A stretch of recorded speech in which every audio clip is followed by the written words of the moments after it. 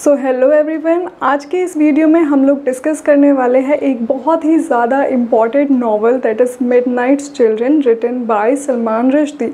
ये नावल ना ही सिर्फ आपके एमए के एग्ज़ाम के हिसाब से बहुत ज़्यादा इम्पॉर्टेंट है, इनफैक्ट इस पर्टिकुलर नावल से आपके UGC NET and all other exams में भी बहुत सारे क्वेश्चंस देखने को मिलते हैं। So make sure you watch this video till the end, and if you are new to this channel so make sure you subscribe and like this video. Okay, and my name is Ekta Mukkil. आप देख रहे हैं literature by logic, our very own English literature channel. So let's start. Midnights children was written by Salman Rushdie in 1981 and इसका genre है magical realism. Magical realism का मतलब होता है जब राइटर मैजिक को इतना स्मूथली रियलिटी के साथ ब्लेंड इन कर दे कि रीडर को पता ही ना लगे कि उसमें मैजिक का यूज़ किया गया है। It seems to be real in the story. Okay, and इसके अलावा it is post colonial fiction.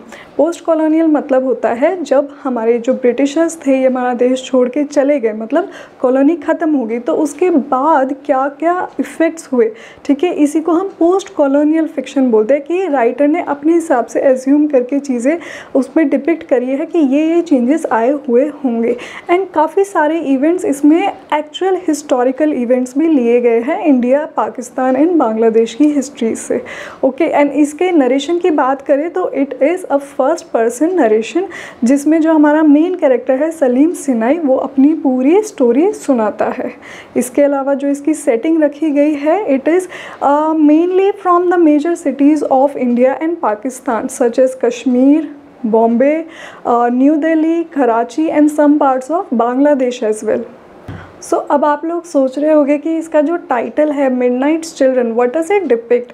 Actually mid night से आप लोग समझ जाओ कि आधी रात में जो बच्चे पैदा हुए। अब ये कौन सी आधी रात है? जब हमारा देश आज़ाद हुआ था उस रात का जो फर्स्ट आवर था, उस फर्स्ट आवर के टाइम पे जितने भी बच्चे पैदा हुए थे, इस स्टोरी के हिसाब से 1001 बच्चे पैदा हुए थे, उन सभी को कुछ ना कुछ मैजिकल पावर्स मिल गई थी।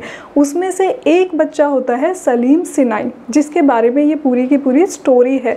हालांकि इस स्टोरी में बहुत सारे कैरेक्टर्स हैं that makes it very interesting as well as very complex to understand. Okay, but don't worry, I will try my best to make it as easy to understand as possible. Okay, now first of all we will check out the character list and then we will discuss the summary of this novel.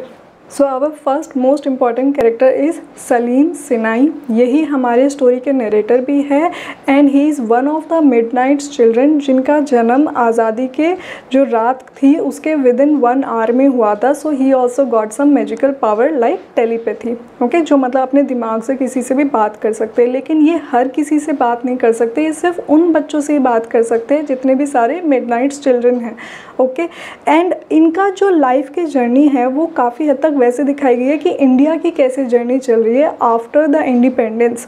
Okay, ये story किसको सुना रहे हैं? ये पद्मा को story सुना रहे हैं, जो कि एक तरह से इनकी लॉयल कंपेनियन है। ओके, नेक्स्ट कैरेक्टर इज़ आदम अजीज़, जो कि इनके नाना हैं। तो बेसिकली इस स्टोरी में ना 3 जनरेशन्स की कहानियाँ हमें देखने को मिलेगी। मेन स्टोरी तो वो सलीम की ही होगी, जो पूरा पोस्ट इंडिपेंडेंस जो भी सारे इंसिडेंसेस है, सारे इवेंट्स हैं, उनको उनके ऊपर मेन फोकस रखा गया है। लेकिन स्टार्टिंग के जो 2 पार्ट्स हैं वो इनके जो नाना नानी हैं उनकी जनरेशन की बात करेंगे, उनकी स्टोरीज़ बताएंगे, एंड उसके बाद इसके पेरेंट्स की जनरेशन की कि उनके साथ लाइफ उनकी कैसे टर्न आउट हुई। अब आदम एंड नज़ीम के वैसे तो 5 बच्चे होते हैं, 2 बेटे और 3 बेटियां, लेकिन ज़्यादा इंपॉर्टेंट कैरेक्टर्स इसमें बेटियों का है। ठीक है, बेटियां कौन कौन है इनकी? 3। सबसे बड़ी Alia, second one is Mumtaz and third one is Emerald. Okay, इन तीनों बेटियों में से भी जो मुमताज़ है वो सबसे ज़्यादा इम्पॉर्टेंट है। Alia is not at all important as such in the story, and Emerald का भी थोड़ा इम्पॉर्टेंट रोल है। मेन हम फोकस करेंगे मुमताज़ के ऊपर, क्योंकि वही आगे जाके जो है सलीम की टू बी मदर होगी। मतलब अब वो एक्चुअल में मदर होती है या नहीं होती, we will get to know about that. Okay, ये जो मुमताज़ है ये पहले शादी करेगी नादिर खान से। ओके, नादिर खान एंड मुमताज़ का with in 2 years of their marriage divorce हो जाएगा, एंड उसके बाद इनकी शादी होगी अहमद सिनाई से।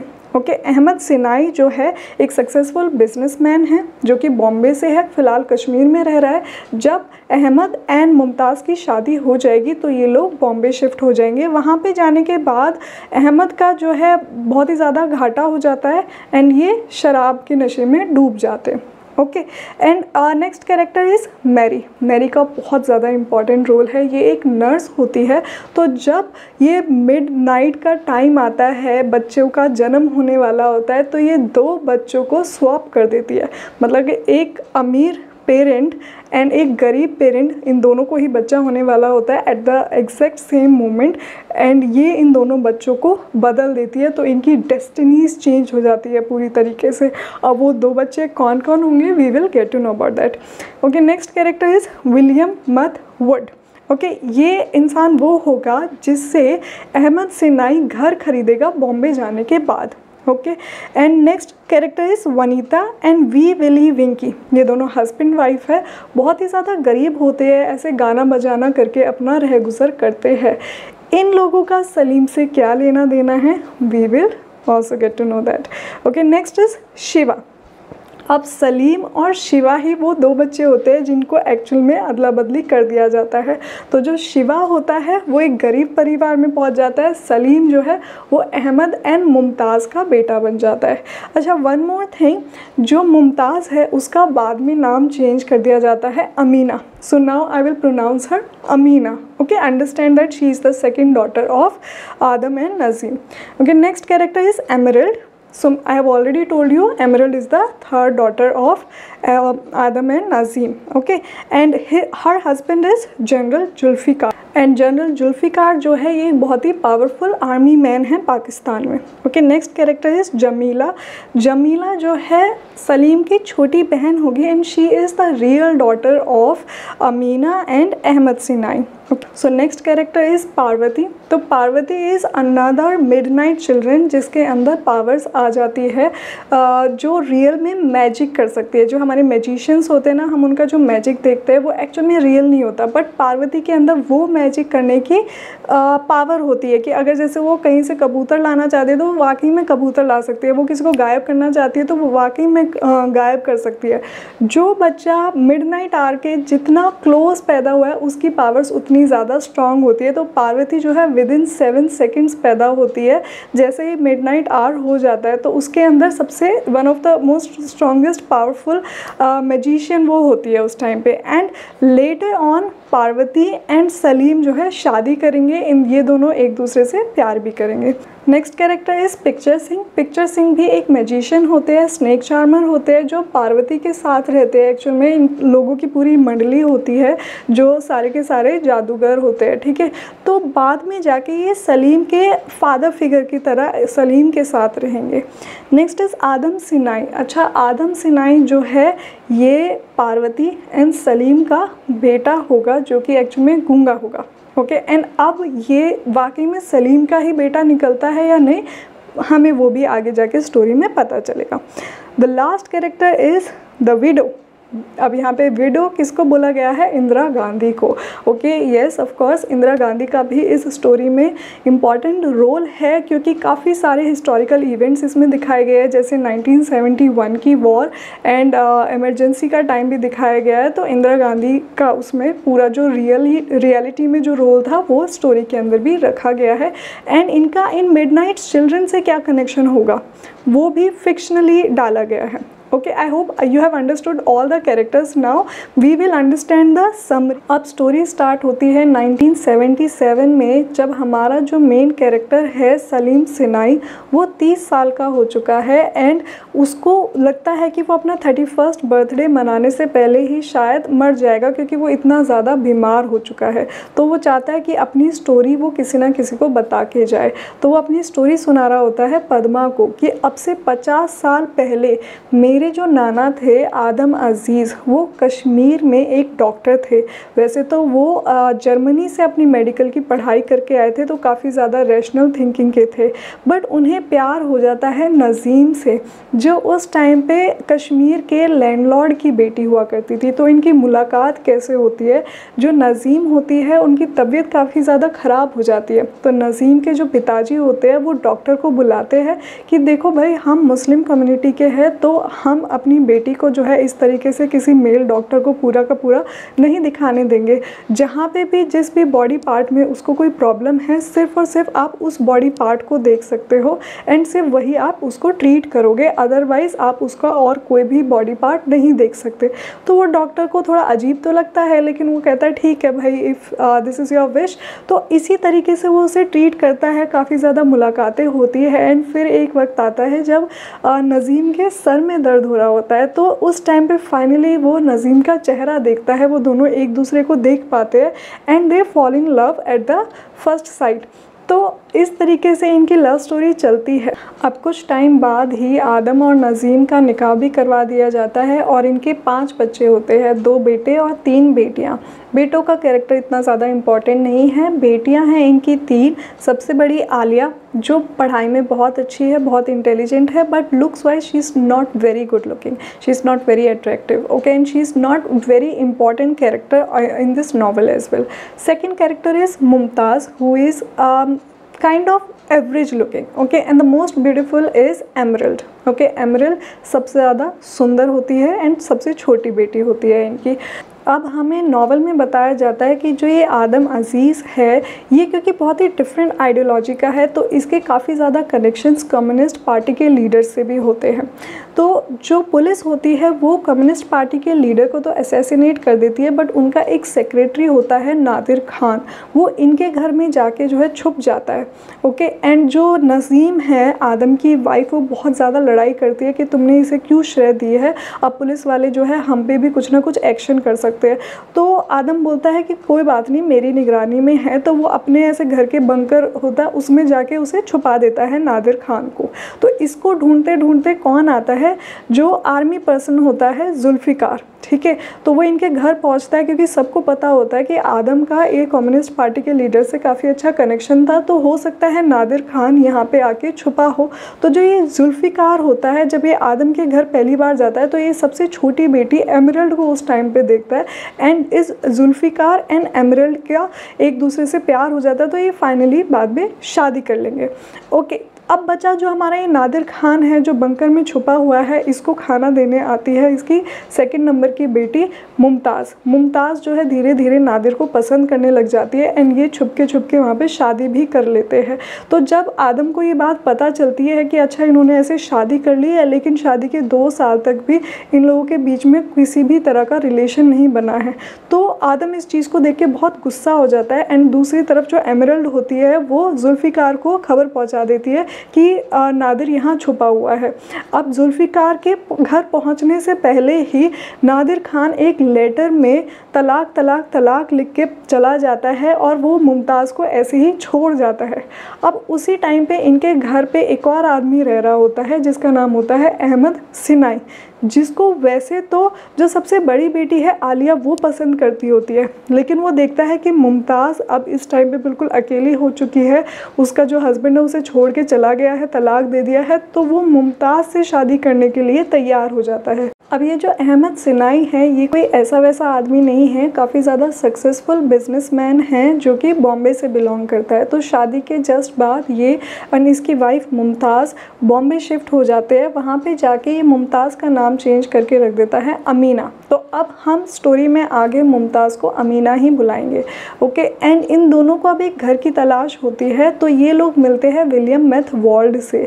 जो विलियम मेथवॉल्ड है, ये एक ब्रिटिशर है एंड इसके घर एक कपल आया करता है, जो हस्बैंड है उसका नाम है Wee Willie Winkie and wife का नाम है वनीता। ये दोनों काफ़ी ज़्यादा गरीब होते हैं एंड ऐसे ही गाने बजाने से लोगों का जो है एंटरटेनमेंट करते हैं।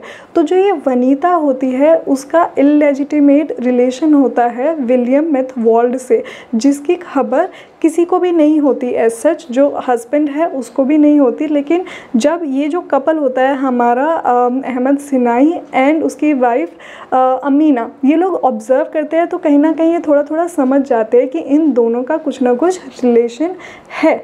अब एक तरफ हमारी जो अमीना है वो भी प्रेग्नेंट है एंड दूसरी तरफ जो ये वनीता है, जो वो गरीब गाने बजाने वाले की वाइफ है, वो भी प्रेग्नेंट है। दोनों की डिलीवरीज जो है सेम टाइम पर होने वाली है, that is on 15 August 1947, the night on which we got independence. अब हमें पता चलता है कि ये जो हॉस्पिटल है जिसमें इन दोनों लेडीज़ को डिलीवरी के लिए ले जाया जाता है, वहाँ पे एक नर्स होती है मैरी नाम की। ओके, मैरी का एक बॉयफ्रेंड होता है जोसेफ, जो कि एक कम्युनिस्ट है एंड वो चाहता है कि जो ये अमीर लोग हैं इन लोगों को भी थोड़ा सा गरीबी का पता चलना चाहिए कि किस तरीके से गरीबों की लाइफ इतनी ज़्यादा मुश्किल होती है। तो ये मैरी से बोलता है कि हम लोगों को ना कोशिश करनी चाहिए कि किस तरीके से हम अमीर को गरीब की जगह पहुँचा दें और गरीब को अमीर की जगह पहुंचा दे। तो वो जोसेफ मैरी को बहुत ज़्यादा जो है ऐसे इन्फ्लुएंस कर देता है, काफ़ी ज़्यादा इंटिमिडेट कर देता है। तो अब मैरी जो है उसके पास होती है ये पावर, क्योंकि वो सारे बच्चों को देख रही होती है। वहाँ पे उसके पास दोनों बच्चे आते हैं एट द सेम टाइम। एक तरफ होता है अमीना का बेबी एंड दूसरी तरफ होता है वनीता का baby. Vanita and her husband is very poor. Okay, on the other side Amina and Ahmed Sinai are very rich. ठीक है, तो जो अमीना एंड अहमद होगा उसकी फैमिली का जो बच्चा होगा वो काफ़ी ज़्यादा रिच अच्छे हालातों में पला बढ़ेगा एंड दूसरी तरफ जो वनीता होगी उसका हस्बैंड वो काफ़ी ज़्यादा गरीब सिचुएशन में पला बढ़ेगा। तो ये मैरी क्या करती है, इसको ये सिचुएशन पता होती है, ये इन दोनों बच्चों को अदल बदल कर देती है। मतलब वनीता का बच्चा ट्रांसफ़र करके पहुंचा देती है अमीना एंड अहमद के पास एंड अहमद एंड अमीना का बच्चा पहुंचा देती है वनीता के पास। Now Vanita dies just after giving birth to her child and उसका जो हस्बैंड होता है वी विली विंकिंस, वो अपने बच्चे को लेकर चला जाता है अपने साथ हॉस्पिटल से, जिसका वो नाम रखता है शिवा। एंड दूसरी तरफ हमें दिखाते हैं जो अहमद एंड अमीना का बच्चा होता है उसका नाम रखा जाता है सलीम सिनाई। ओके, तो ऐसे ही टाइम बीतता जाता है। जो ये वी विली विंकिंस होता है ये गाना बजा करके अपना रहगुजर करता है। तो पहले ये अपनी वाइफ के साथ आया करता था, अब ये अपने बच्चे के साथ आया करता है उसी विलियम मेथहोल्ड के घर पे, जहां अब अहमद एंड अमीना सिनाई रहने लग गए हैं। तो सलीम एंड शिवा कहीं ना कहीं एक दूसरे को पर्सनली भी यहाँ पे जानते होंगे। एंड हमें दिखाया जाता है जो मैरी होती है जिसने ये दोनों बच्चों को अदला बदली किया होता है, उसे काफ़ी ज़्यादा गिल्ट महसूस होता है।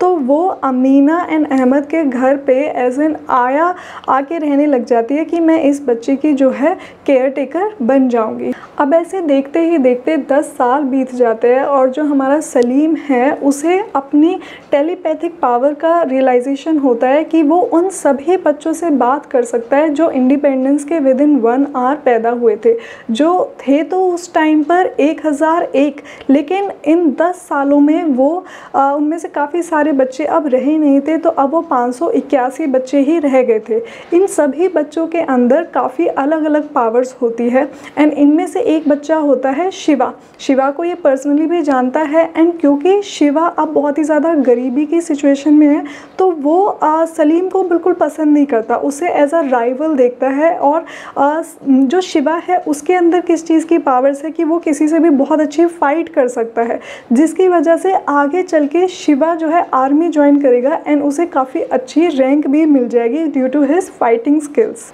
इन्हीं बच्चों में से एक और बच्ची होती है पार्वती, जिसके अंदर बहुत ही ज़्यादा रियल मैजिक करने की पावर होती है। मतलब जो हमारे मैजिशियंस कर सकते हैं ना, वो सारी चीज़ें एक्चुअल में रियल में कर सकते हैं, उसके पीछे कोई भी ट्रिक्स नहीं होती। अब जो सलीम होता है वो इन सभी बच्चों को समन करता है, सभी बच्चों को अपने माइंड से बुलाता है, उन सबसे बात करता है एंड एक कॉन्फ्रेंस रखता है कि क्यों ना हम सब बच्चे यूनाइटेड रहे एंड हम सबकी लाइफ जो है ईजीली कट सके, इस तरह का कुछ हम प्लान आउट करते हैं। लेकिन कोई भी बच्चे इसे सहमत नहीं करते, स्पेशली जो शिवा होता है वो तो इसके बिल्कुल ही अगेंस्ट होता है। एंड यहाँ पे कहीं ना कहीं एलिगोरिकली हमारी कंट्री की सिचुएशन भी दिखाई जाती है कि किस तरीके से आफ्टर इंडिपेंडेंस हमारे देश में भी इतना ज़्यादा अलगावपन देखने को मिलता है। अब ये जो सलीम है इसकी पर्सनल लाइफ में भी काफ़ी ज़्यादा प्रॉब्लम्स दिखाई जाती है कि किस तरीके से एक बार इसका ज्योग्राफी का टीचर इसे इतनी ज़्यादा बुरी तरह पीटता है कि इसके हेड पे इंजरी आ जाती है एंड इसकी जो यादाश्त है वो काफ़ी हद तक चली जाती है एंड इसकी जो टेलीपैथिक पावर होती है वो भी चली जाती है। एंड इसको उस टाइम से ही जो है साइनस की बीमारी हो जाती है जिसमें ये बहुत ज़्यादा छींकता रहता है एंड इसका ज़ुकाम कभी ठीक नहीं होता।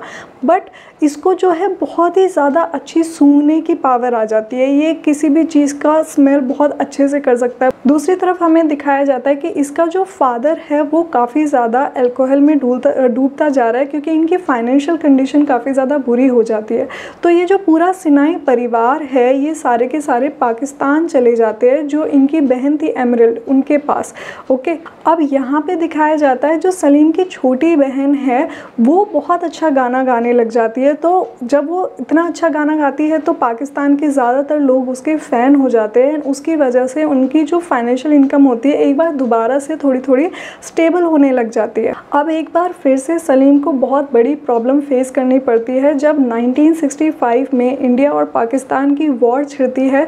तो इनका जो घर होता है वहाँ पे भी बॉम्ब ब्लास्ट हो जाता है एंड इसकी बहन, इसके मदर एंड फादर सबकी उस टाइम पे डेथ हो जाती है। Now after the 1965 war, we observe the Bangladesh Liberation War of 1971, in which Salim has also participated as a Pakistani soldier. But हमें ये नहीं पता होता कि ये सलीम किस तरीके से पाकिस्तानी आर्मी को ज्वाइन करता है क्योंकि उसकी पूरी जो मेमोरी है वो खो चुकी है।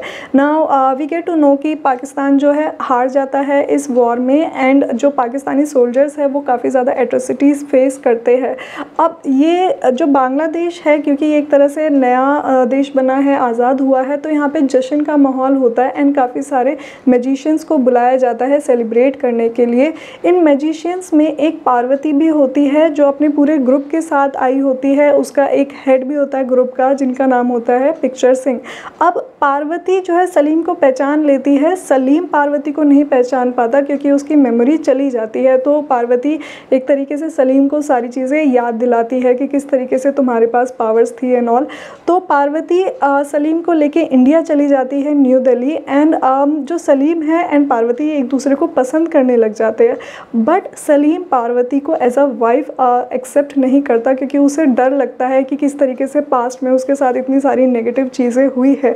अब पार्वती को ये रिजेक्शन जो है अच्छा नहीं लगता, वो काफ़ी ज़्यादा सैड फील करती है एंड ये शिवा को कॉल आउट कर लेती है, शिवा को बुलाती है अपने पास एंड उसके साथ रिलेशन बनाती है and she gets pregnant with Shiva's child.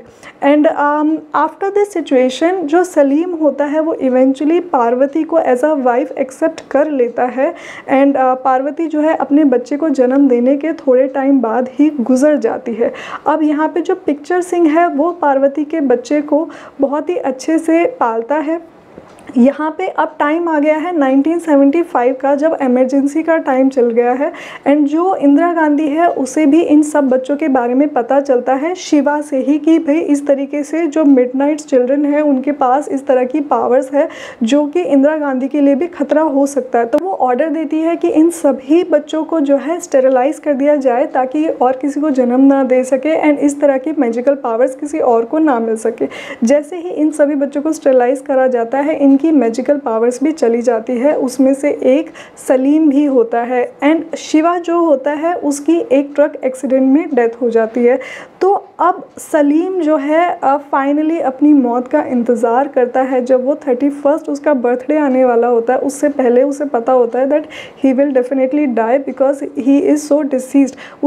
इन सभी मिडनाइट चिल्ड्रन को बहुत ही बुरी हालातों में रखा जाता है जेल के अंदर बंद करके।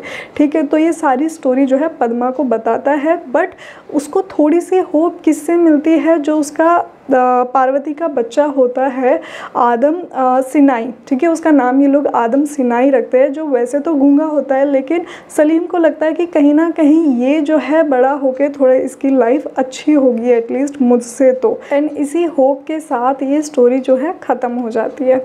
इस स्टोरी में एक और पॉजिटिव चीज़ होती है, जो मैरी होती है ना, वो सच बताने के बाद कि मैंने ऐसे ये बच्चे जो है स्वैप कर दिए थे, उसके बाद वो सिनाई परिवार से चली जाती है, बट वहाँ से जाने के बाद वो बॉम्बे चली जाती है। एंड बॉम्बे जाकर वो एक चटनी की फैक्ट्री खोलती है, जो कि बहुत ज़्यादा सक्सेसफुल हो जाता है, एंड जिसकी वजह से बाद में ये Saleem and picture Singh and Aadam Sinai ये लोग मैरी से दोबारा मिल पाते हैं। Now we will look at some important themes related to this novel. So the important themes of this novels are identity, क्योंकि हमें जो है इतने सारे डिफरेंट लोगों की पहचान बताई गई है इसमें, एंड किस तरीके से identity plays a very important role in the whole novel.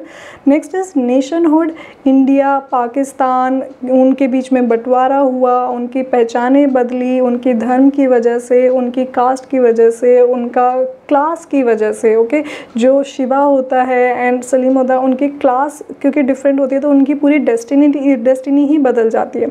Next is memory and history, तो इसमें रियल हिस्टोरिकल इवेंट्स के बारे में बात की गई है, प्लस सलीम की जो है पूरी मेमोरी दिखाई गई है कि किस तरीके से उसने अपने नाना तक की जीवनी एंड अपने फिर पेरेंट्स की कहानी एंड फिर अपनी लाइफ की स्टोरी बताता है वो। नेक्स्ट इज मैजिकल रियलिज्म, ये सबसे ज़्यादा इम्पॉर्टेंट थीम है इसमें कि भाई जो इन बच्चों को सुपर पावर्स मिलती है, अलग अलग बच्चों को अलग अलग पावर्स मिलती है, कोई टाइम में आगे पीछे जा सकता है, किसी का फिज़िकल बॉडी जो है कितना ही साइज़ में ग्रो कर सकती है, कोई उड़ सकता है, कोई मतलब बहुत ज़्यादा मैजिकल पावर्स होल्ड करता है लाइक पार्वती। तो इतनी सारी पावर्स दिखाई गई है, बट फिर भी बहुत ही रियलिस्टिक सा लगता है, as if it is not a big deal, as if it is part of our life. Okay, next is post colonialism दिखाई गई है कि भाई after the colonist leave the country then what happens, कि किस तरीके के हालातों में वो है एक देश को छोड़ जाते हैं, अब उस देश को कैसे कैसे सफ़र करना पड़ता है, वो सारी सिचुएशन हमें दिखाई जाती है। Next is politics and power, तो काफ़ी सारे इंसिडेंट्स इसमें दिखाए जाते हैं जो पॉलिटिकल होते हैं। लाइक मैंने स्टार्टिंग में आपको बताया था, हमारा जो नादिर खान होता है वो भी एक पॉलिटिकल आइडियोलॉजी रखता है, फिर जो आदम अजीज़ होता है जो सलीम का नाना होता है वो भी पॉलिटिकल आइडियोलॉजी रखता है। एंड ऐसे काफ़ी सारे हमें इंसिडेंसेस दिखाए जाते हैं कि पॉलिटिकल इवेंट्स, वॉर्स, ये सारी चीज़ें होती हैं, एंड पावर कितना ज़्यादा इंपॉर्टेंट रोल प्ले करती है हमारी इस स्टोरी में। So I hope you have understood the major themes. वैसे तो इसमें बहुत सारे डिफरेंट थीम्स निकलते हैं पूरी नॉवल के अंदर, बट मेजर थीम्स यही है जो आप अपने एग्जाम में लिख सकते हो। And don't worry about the PYQ questions related to this novel, I have already covered them in the Max 7 series which I have already released, and I will mention it in the description. Okay, so I hope you have liked this whole summary, you have understood it, and if you have any doubts, any questions, please don't hesitate to ask in the comment section. So मिलते हैं हमारी next video में, तब तक के लिए take care, bye bye.